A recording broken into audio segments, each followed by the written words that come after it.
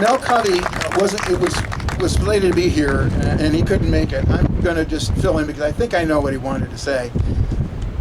15 years ago, when you looked at a map of Civil War North Carolina, the entire Outer Banks is covered over with pieces of Confederate money. There were no sites. Over the last 15 years, I've been able to identify 11 different historical sites and become part of the National Civil War Trail. And the people that worked at that tirelessly for that time were Earl O'Neill. Earl, I know you can't stand, but at least put your hand up. Thank you. Drew Pullen. Drew, I saw you. There you are. Danny Couch, Mel Covey, and me. Are we missing anybody, Drew? That was it.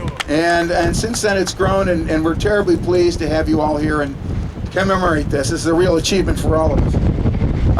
Next, it's my distinct pleasure to introduce Johnny Baum, Hatteras Island poet, who's done something special for this occasion. Johnny?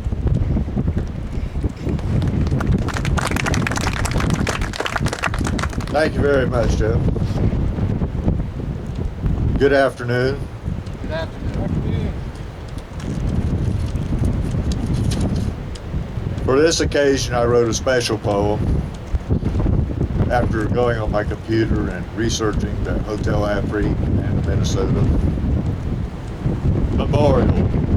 A fitting place for this on an island by the sea, which itself has struggled long against the powers that be. Near to where Fort Hatteras and Fort Clark did lie, and where once the tall ships did go stately by. Where in the distant past a great battle was fought, that the hopes of those in bondage would not be for naught. The flagship Minnesota, whose crew hardy and brave, fought valiantly with honor, that no man be called slave. Whose 7 forward gunners in the heat of battle stood, these would never falter, for their cause was good. Their eyes were on a future that would someday be, when every man and woman in this land was free.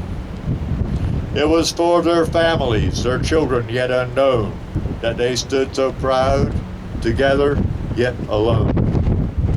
Blood and sweat flowed freely as it had before, but this time it was freedom they were fighting for. And from this great sacrifice comes the Hotel Afrique, of which many in this time were afraid to speak. Just some wooden buildings set near by the shore, to some a place to sleep, to others so much more. A stepping stone to happiness on some future day. Here they could freely sing and could freely pray. These fragile things were fortresses because God let them be. He reached forth his hand, said, "Let my people free." And oh, the tears were cried of happiness and love when the people saw this gift from God above.